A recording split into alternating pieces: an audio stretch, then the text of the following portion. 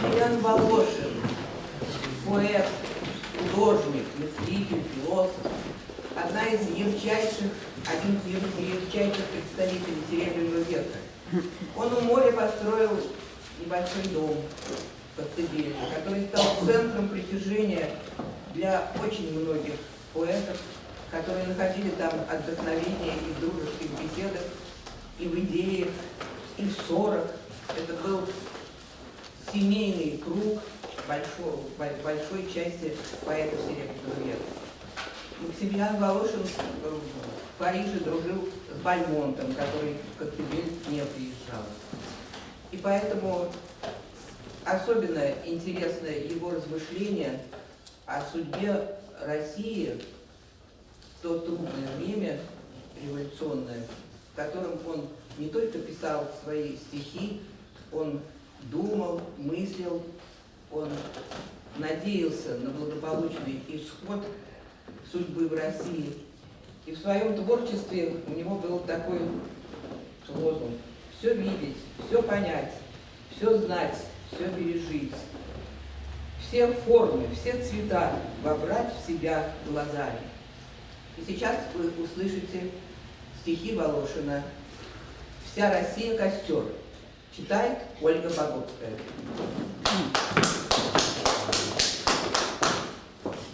В эту композицию вошли стихотворения «Китеж», «Дикое поле» и «Готовность».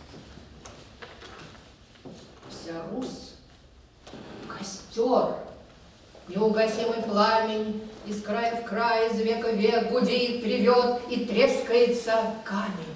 И каждый факел — человек.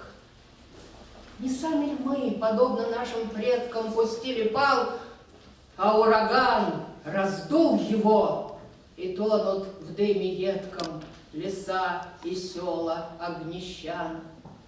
Ни Сергий, ни Обцина, ни Саров народный не уймут костер.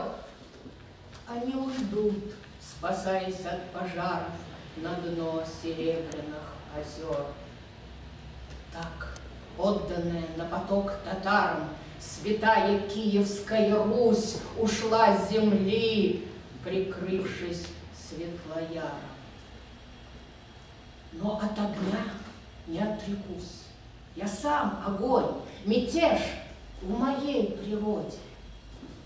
Но цепь и грань нужны ему. Не в первый раз, мечтая о свободе, мы строим новую тюрьму. Да, вне Москвы, вне нашей душной плоти, вне камня медного, воли медного Петра нам нет дорог.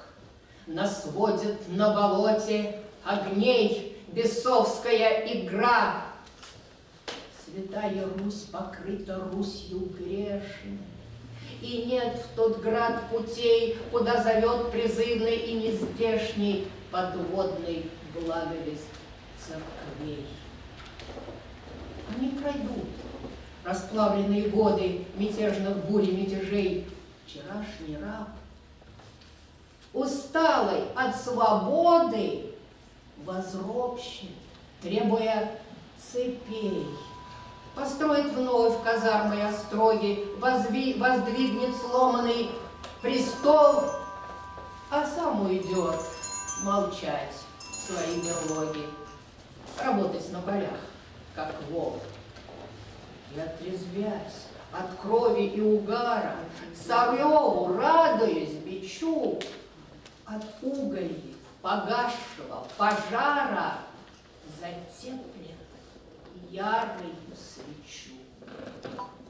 Молите же, терпите же, примите ж на спину крест, на выю трон, на дне души гудит подводный китеж, наш неосуществленный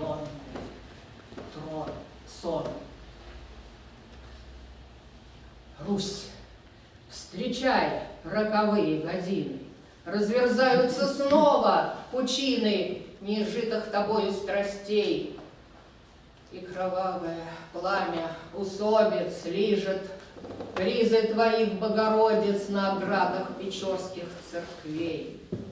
Все, что было, повторится ныне, и опять затуманится ширь, и останутся двое в пустыне.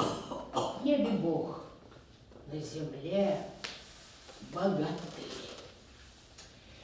Эх, не выпить до дна нашей воли, не связать нас в единую цепь. Широко наше русское поле, глубока наша скифская степь. Я не сам ли выбрал час рождения? Век и царство, область и народ, чтоб пройти сквозь муки и крещения совести, огня и вод. Апокалиптическому зверю, вергнутый в зияющую пасть, павший ниже, чем возможно пасть, в скрежете и в смраде. Верю в правоту верховных сил, разбудивших древние стихии. Из недр расплавленной России говорю, ты прав, что так судил. Надо до алмазного накала раскалить всю толщу бытия. Если дров в плавильной печи мало, Господи, вот плоть моя.